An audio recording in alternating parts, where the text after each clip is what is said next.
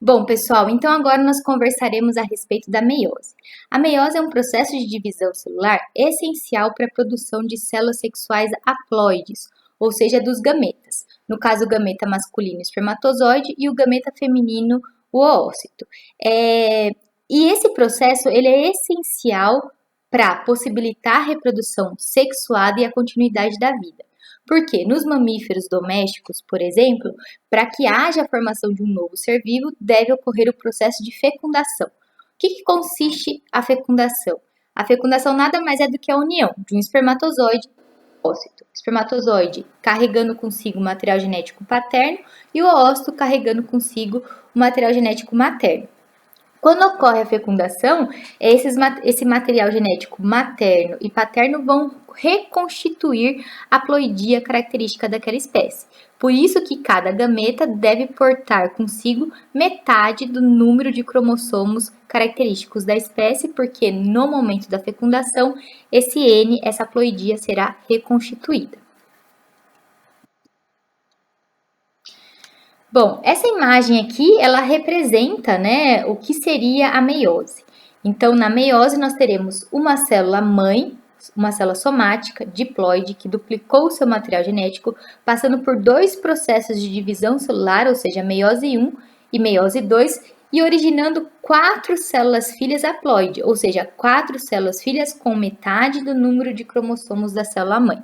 E é por isso que o processo de divisão celular da meiose é dito de divisão reducional, porque vai reduzir o número de cromossomos.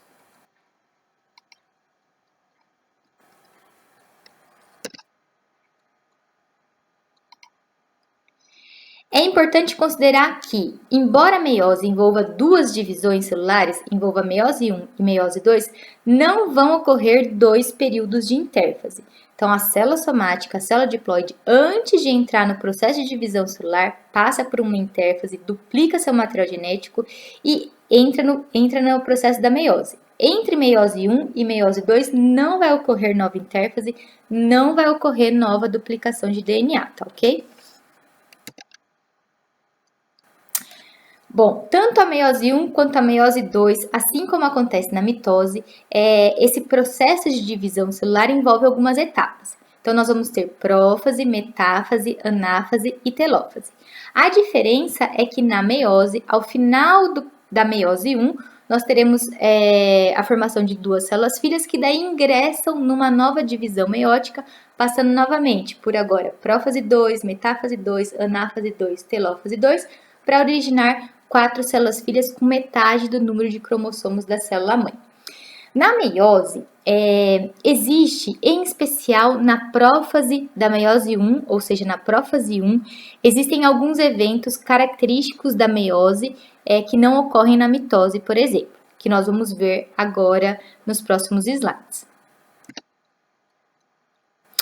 Então, na meiose 1, a prófase ou prófase 1, ela é mais longa do que a prófase da mitose e a prófase da meiose 2. E ela é constituída por 5 fases.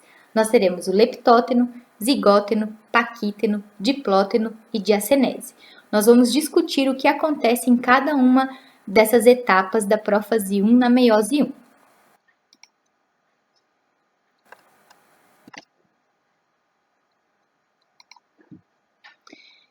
Então, o leptóteno é a primeira fase da prófase 1, da meiose 1.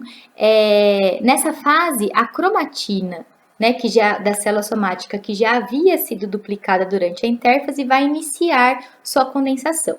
Então, como se trata do início do processo de condensação, ainda é possível, sob microscópio óptico fotônico composto, usando determinados corantes, observar esse material genético como se eles fossem filamentos finos, porque ainda está no início da condensação.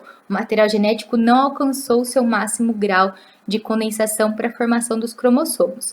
E essa fase recebe essa designação porque lepto significa filamento, fita, ou seja, né, a cromatina está iniciando sua condensação ainda com aspecto filamentoso.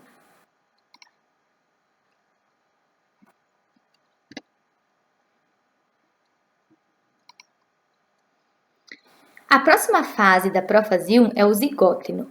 No zigóteno, os cromossomos continuam seu processo de condensação e aqui vai ocorrer o pareamento dos cromossomos homólogos.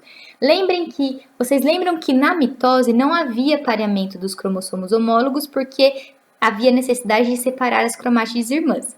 Aqui, no zigóteno da prófase 1, vai ocorrer esse emparelhamento, ou seja, esse pareamento dos cromossomos homólogos, formando o que a gente chama de sinapse cromossômica. E além disso, entre esse par de cromossomos vão ser estabelecidas uma rede de proteínas que vai possibilitar a interação, né, o contato entre os genes dos seus cromossomos correspondentes. Então, ao final, é como se esse complexo sinaptonêmico fosse um zíper, né? Então, ele é uma rede de proteínas que liga um cromossomo homólogo ao seu vizinho, como se fosse realmente um zíper. E daí, esse conjunto dos cromossomos homólogos nós podemos chamar de cromossomo bivalente, que é constituído por uma tétrade, né? Ou seja, a gente vai ter 4 cromátides irmãs unidas, certo? E recebe essa designação porque zigos significa laço, união, e a gente está tendo justamente essa união de cromossomos homólogos.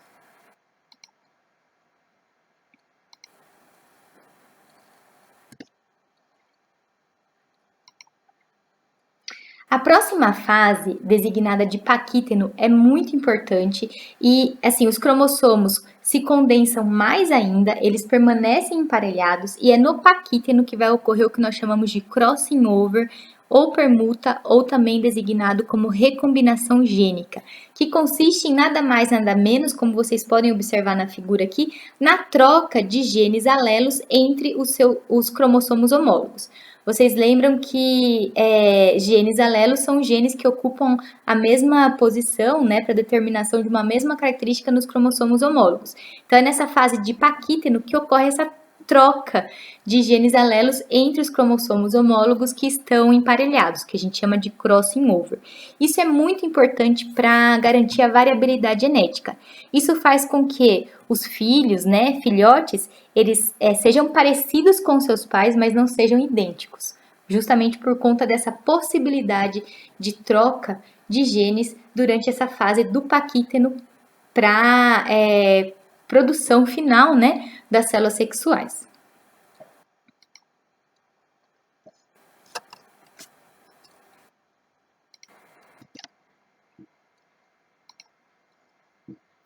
Na próxima fase, da prófase 1, nós teremos o diplóteno. Nessa fase começa a ocorrer a separação dos cromossomos homólogos, ou seja, o complexo sinaptonêmico se desfaz, mas a gente ainda consegue observar áreas que são chamadas de quiasma. O que acontece? Embora as cromátides, né, embora os cromossomos homólogos não estejam mais conectados, embora as cromátides estejam separadas, ainda é possível observar essas áreas de quiasma, que é como se houvesse um cruzamento, né, entre as cromátides vizinhas.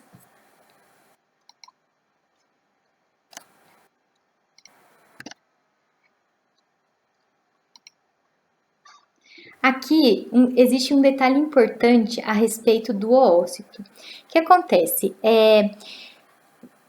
Em todas as fêmeas dos mamíferos domésticos, elas já nascem com seu ovário povoado por milhares de oócitos associado às células ao seu redor, que nós chamamos de células foliculares, formando uma unidade morfofuncional que nós chamamos de folículo.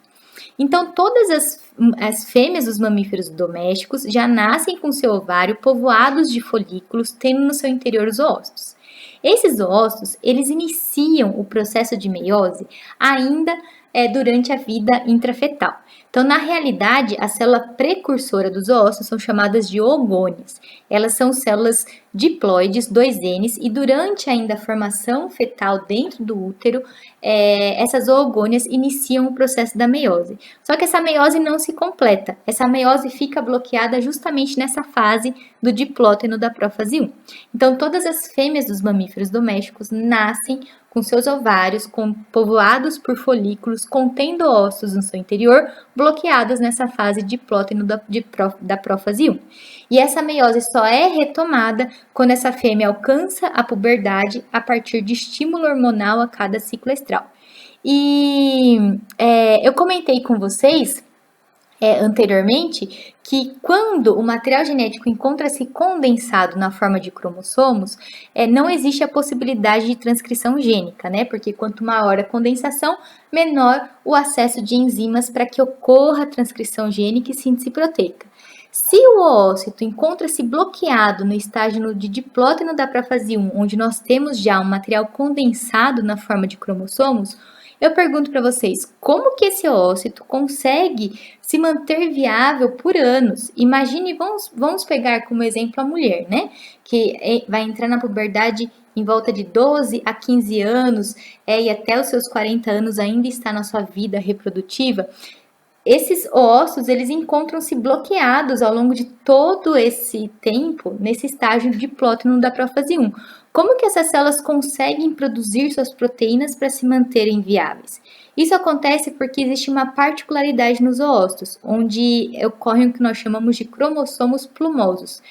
Áreas de eucromatina nesses cromossomos condensados, elas se descondensam, né? Formando alças que possibilitam o acesso de enzimas para que ocorra a transcrição gênica e síntese proteica. É por isso que o oócito consegue passar anos bloqueados nessa fase de diplóteno da prófase 1, porque existem essas áreas de cromatina descondensada nos cromossomos que possibilita a síntese proteica.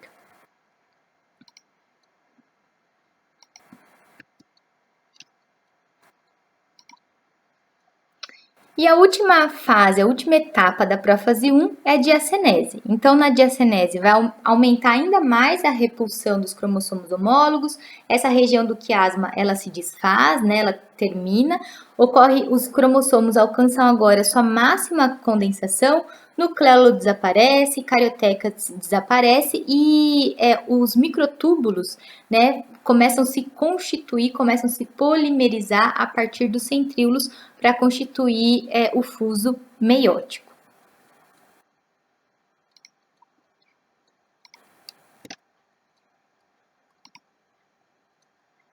Aí assim termina-se a prófase 1. Então terminou a prófase 1, agora esses cromossomos condensados vão para a fase de metáfase 1.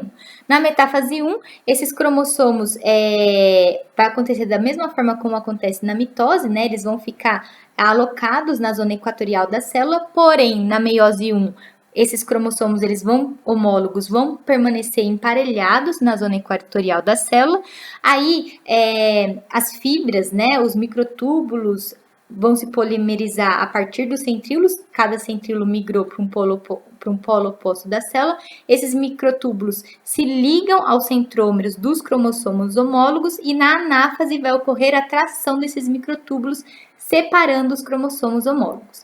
Então, na meiose 1, ocorre a separação dos cromossomos homólogos, né? Não ocorre separação de cromátides. Meiose 1, tenham em mente, é a separação dos cromossomos homólogos.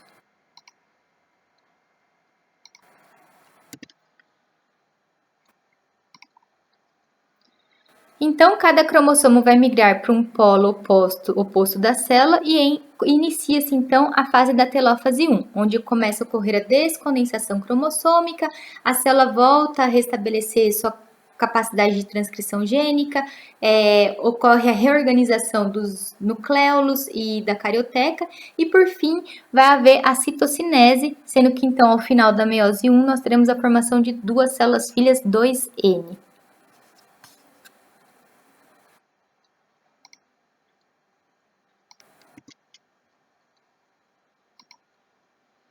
Bom, finalizou a meiose 1 com formação dessas duas células filhas. Eu falei que não existe o período de intérfase, ou seja, não vai existir nova divisão, nova duplicação do DNA para que essas duas células filhas iniciem a meiose 2. O que vai acontecer é um pequeno repouso, que nós chamamos de intercinese. Então, intercinese é um curto intervalo que ocorre entre as divisões meióticas, né? Entre meiose 1 e meiose 2, onde não há síntese de DNA. Então, nesse gráfico, vocês podem observar aqui, né? Então, nós temos, durante o período da intérfase, né? A célula passa pela fase G1 da intérfase. Na fase S, ocorre a duplicação do DNA, então a célula que era 2N fica 4N. Daí ela entra na meiose 1. Ao final do processo da meiose 1, nós teremos a formação de duas células filhas 2Ns, e cada uma dessas células filhas inicia a meiose 2, sendo que ao final da meiose 2, nós teremos agora 4 células filhas com metade do número de cromossomos original, ou seja, 4 células filhas, cada um N, né? 4 células filhas haploide.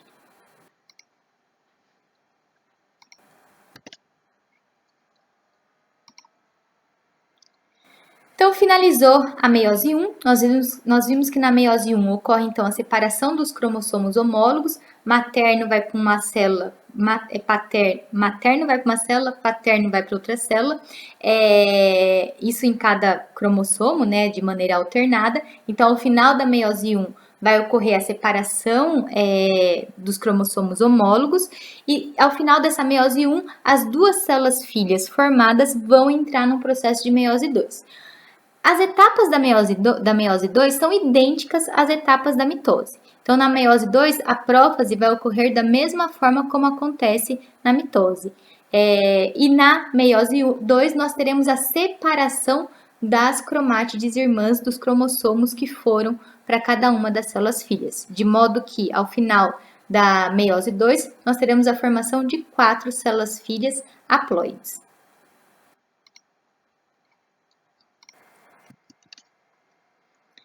Então, aqui eu coloquei uma tabela resumindo para vocês as principais diferenças entre mitose e meiose. A mitose, então, ocorre para manutenção e reposição das células somáticas, enquanto que a meiose ocorre para a produção das células sexuais haploides. Ao final da mitose, nós teremos a produção de duas células filhas idênticas entre si e idênticas à sua célula mãe, enquanto que na meiose nós teremos a produção, na realidade, de 4 células filhas, tá? Aí consta errado na tabela, serão 4 células filhas com metade do número de cromossomos da célula que originou. Na mitose não ocorre emparelhamento de cromossomos, porque nós teremos a divisão de cromátides irmãs, enquanto que na meiose, na primeira divisão meiótica, vai ocorrer o emparelhamento dos cromossomos homólogos. Na mitose não há crossing over, enquanto que na meiose ocorre essa troca gênica. Ao final da mitose, as células filhas que se formam, que ainda são diploides, elas podem continuar se dividindo, enquanto que ao final da meiose, as células filhas que se formaram, elas são haploides e elas não conseguem se dividir mais. Na mitose, vai ocorrer apenas a separação das cromátides irmãs dos cromossomos, enquanto que na meiose 1, nós temos a separação dos cromossomos homólogos e na meiose 2, a separação de cromátides irmãs. Na mitose, nós temos apenas uma divisão, enquanto que na meiose nós teremos 2 divisões.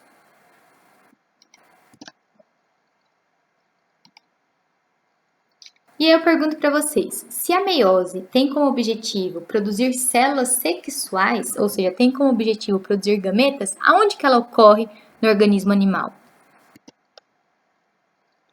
Então, na fêmea, essa meiose, na realidade, como ela é destinada à produção de gametas, nós designamos como gametogênese, que é o desenvolvimento de gametas. Então, na fêmea, essa gametogênese, essa meiose, vai ocorrer no interior dos ovários, num processo que nós chamamos de oogênese, a partir de oogônias, que são células diploides, vai ocorrer a formação dos oócitos, que são haploides, e no macho, essa gametogênese recebe a designação de espermatogênese e vai ocorrer no interior do testículo, para, a partir da espermatogônia, que é 2Ns, ocorrer a produção de espermatozoides, que são haploides.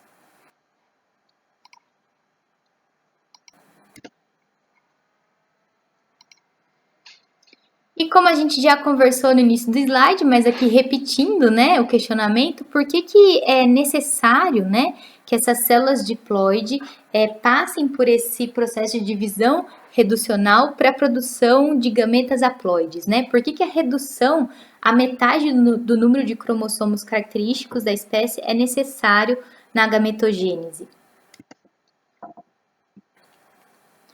Então, isso é necessário porque nós vimos que no processo de fecundação vai ocorrer a restauração do número de cromossomos característicos da espécie. Ou seja, o espermatozoide, que é uma célula sexual masculina haploide, vai combinar o seu material genético com o material genético do oócito, que é uma célula sexual feminina haploide, restituindo assim o número de cromossomos da espécie, ou seja, formando um zigoto 2Ns.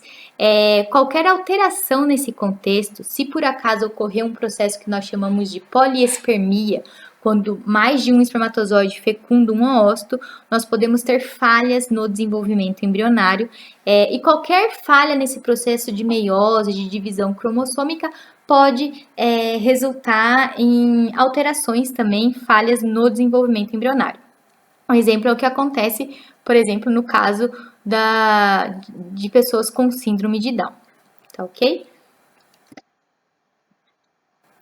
Então, gente, de núcleo celular era basicamente isso que nós tínhamos para conversar. Então, nós já discutimos aspectos referentes à estrutura, composição, ciclo celular, intérfase e divisão celular.